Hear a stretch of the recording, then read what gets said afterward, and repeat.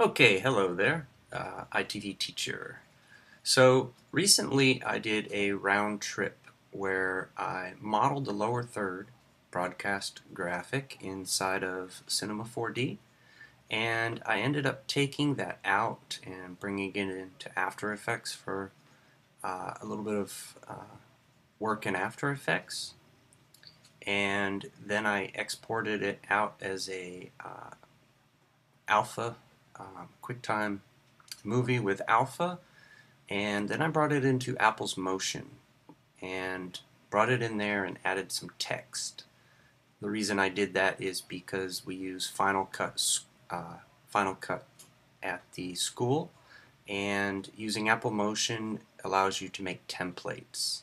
I did this as a Google Hangout, and it didn't turn out very well. Some of the windows weren't showing, and lots of other things were not as nice as I would have liked them to be. So what I'm going to do is just go through this and basically do the same thing here. So let's get to work.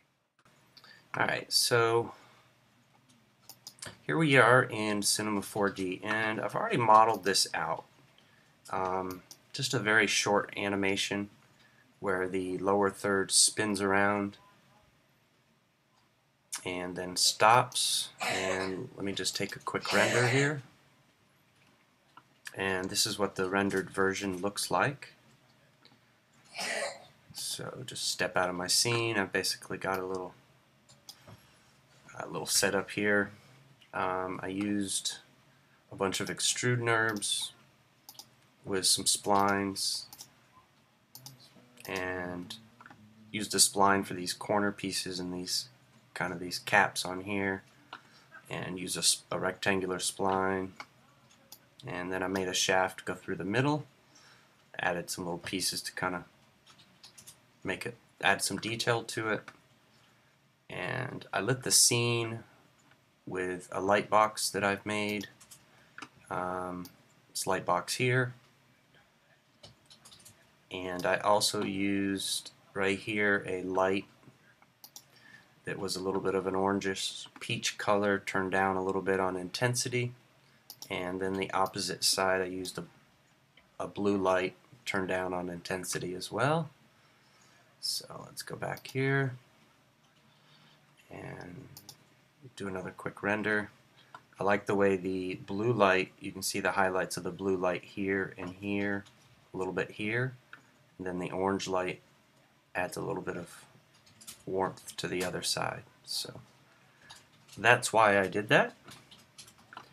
So what I would do is come in and set my anti-aliasing to best. I would set my output to 720 by 480. That is what we use in the studio at school. So that's what I wanted to do here. And I'm going to set this to all frames, but I'm going to go to my view and I'm actually going to turn my frames down a little bit. I only need a couple frames after it stops animating, and this will just save render time. And the reason why is I can just hold the frame inside of Apple Motion. So right after it stops rendering, I'm just going to go to let's go to 23 frames. And so that'll be 0 to 23. And I'm going to save this out, and I'll just save it to the desktop in a new folder. Actually, I've already got a spinning third folder, so I'll save it in here. And I will call it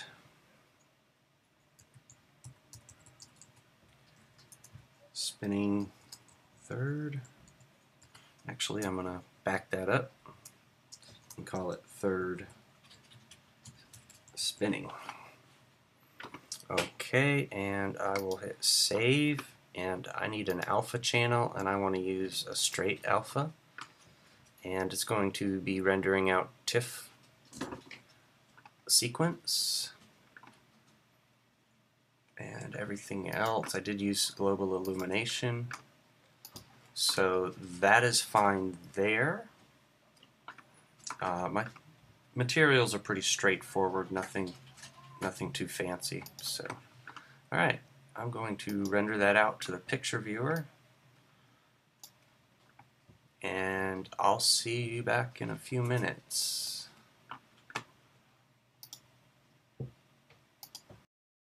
Okay, so here we are a few minutes later, and open up After Effects. I'm going to go to my project and double click to bring in that TIFF sequence. Maybe. There we go.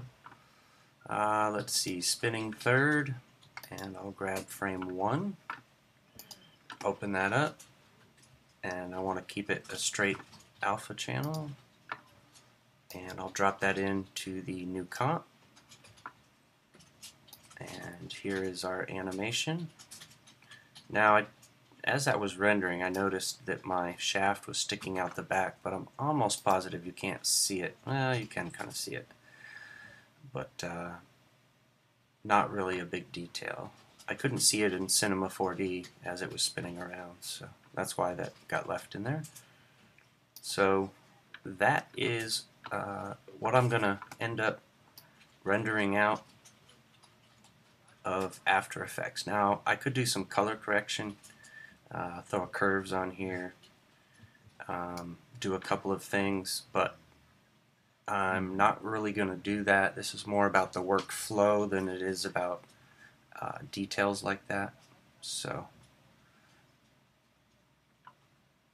alright, let's go ahead and I'm going to say composition at RenderQuay, and I'll come here and click on lossless, change this from RGB to RGB plus alpha, and it's already named the way I want, and I'm just going to name this, put it inside of my folder here, and call it third spinning again, save. Now, I do have a little template made up for that alpha, lossless with alpha. I could have used that, but I just wanted to show you that the other way of doing that. And so let's render that out. Boom. Alright. So there we are with After Effects and Cinema 4D. What we're going to do now is bring it into Apple Motion. So I'm using Motion 4 here because in the studio we use Final Cut 7 for most of our daily news show stuff. We do use X for when we're doing individual news reports and such, but for the most part, when we add the lower thirds, it's done in Final Cut 7, so I'm using Motion 4. So I'm going to go over to the file browser, and I'll go into my spinning third, and the movie is what I want. Now, I could bring this sequence in and it would work, but when I brought it over to Final Cut, it would have some dropped frame issues. So, alright, so there we go. And you can see here.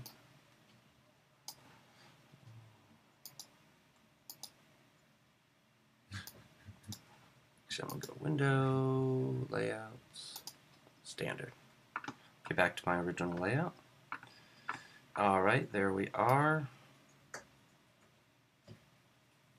And so, the reason I only did 23 frames is because I'm going to put my playhead right here at the end of it.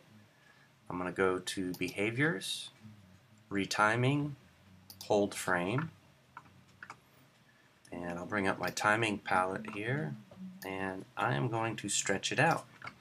I'm also going to change the project duration to 12 seconds and stretch this out a little bit.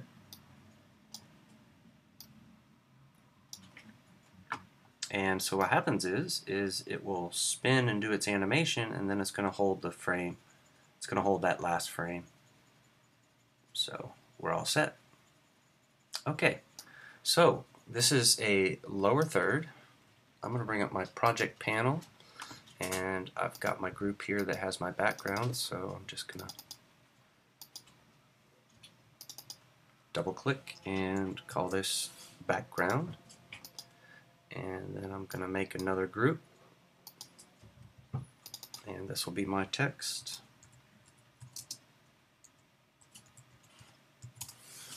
There we go. So I'm going to bring out my text tool and just get some text up on the screen here. And we always use name here when we're doing these lower thirds, because the name gets changed inside of Final Cut. So I am going to get that kind of lined up where I want it. Holding Command, I can kind of nudge it over so it's right up against this title safe area. And I think I'm going to change that to a black font. I like that better. Okay, and I'm also going to use the inspector. I want this to be all caps. So there we go. Alright, and because I've got that pretty much the way I like it, I'm going to use Command D and duplicate it. And this one I'm going to hold Command Shift and bring it down to the bottom and slide it over some. And this one will be named Description, so that when we get this inside of Final Cut, we can give the anchor's name or the reporter's name and their description. I'm also going to make this description smaller, and I'm going to change this to white. The white is less contrasting on this background, and the name here is the more important of the two pieces of text. So I'm going to take my name here and just nudge that down just a small amount. And there we go. We have a lower third with a couple of text pieces. Now I am going to take this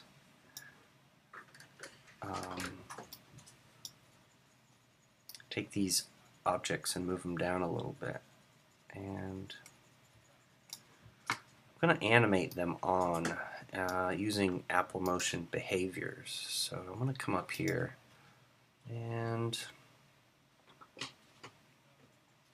I'm just really going to pick something here, marbles in, and I don't like that one for this piece. Let's get rid of that.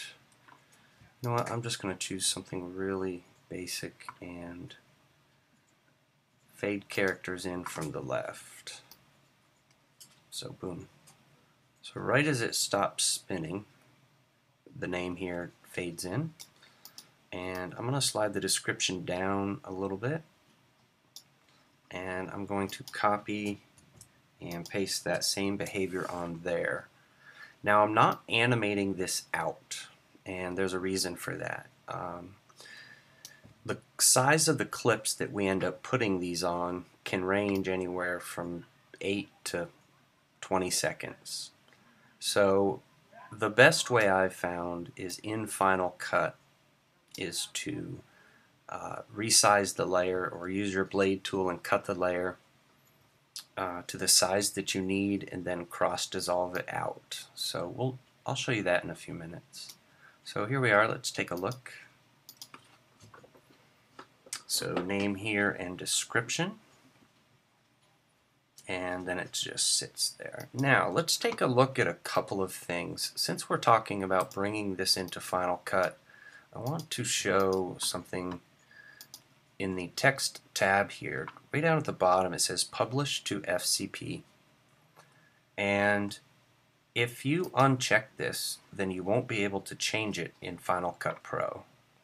And I want to be able to change it, so I'm going to leave that there.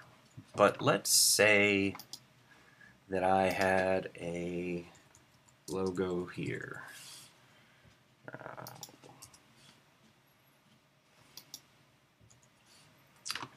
Let's bring my HUD back.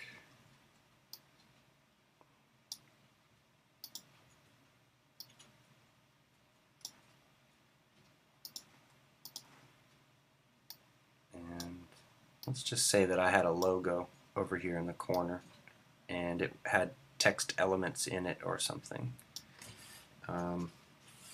I could come over here and say, no, I don't want to publish that to FCP.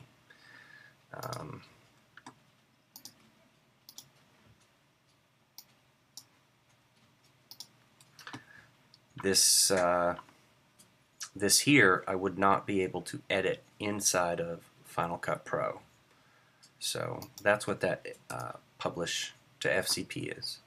Alright, so this is ready to go over. So we're going to go File, Save as Template, and what I'm going to do is I have a theme already made called Show Graphics. So I'm going to go New Theme though and say Tutorial Graphics. Alright, and create that theme. So now I have this theme, and this one is a lower third, so I'm going to call it third, and then I'm going to give it a descriptive name, so spinner. The format is NTSC, and the collect media, I want to copy the media into a folder. I want to uncheck include unused media. Now, I don't think I have any unused media in this project, but just in case I don't want it. And copy into a folder allows me to then, I can just get rid of this animation and not worry about where it's living on the computer.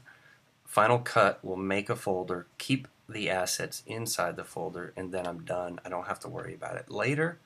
And create a QuickTime preview, that's a good thing to use into Final Cut. So let's go ahead, click Save, and that is very quick. It will take 10-15 seconds, give us a quick time render. We're going to go over to Final Cut and open Final Cut 7. Alright, now inside of Final Cut 7, in the viewer, we have the Generators button, and we can come down to Master Templates, and here's that Show Graphics folder that I was showing you, or theme. We're going to come down to Tutorial Graphics and just click on Third Spinner. That's the one that we just made. It's going to take a second to load that up, and basically what it's doing is loading up that QuickTime preview that we made. And I can hit play, and it shows my lower third just the way it was. But Controls, Description, this is for an anchor, and that anchor's name is, I don't know, Jimmy Bobob. There we go. So let's take a look at that. Play it from the beginning. Jimmy Bobob, the anchor. And that can be dragged down to the timeline and overlaid over a piece of footage. And that is the workflow for making a background for a lower third, bringing it into After Effects and rendering it out, and then bringing it into Apple Motion. Normally in After Effects I would add a little bit of maybe color correction, maybe a little bit of a glint going across the top or something. Add a little bit of details. I could do that in Motion as well, and then bringing it into Final Cut. Bringing it into Motion, adding the text, and then saving as a template to use in Final Cut. And this can be used as many times as I need, so I can just bring it up again and drag it down for the next person. We usually have an average of 3 different students, usually an anchor, a reporter or 2 in the show, so this makes it quick and easy to give them the graphics they need. I just want to show you real quick. We also, here's a over the shoulder that I've made where I can now go into Controls, and you can see that here. So this one I used a little bit of masking and the scroll behavior, and some text scrolls up. Okay, so there you go. A little bit of my workflow for broadcast elements that we use for our daily news show in instructional television. So, till next time.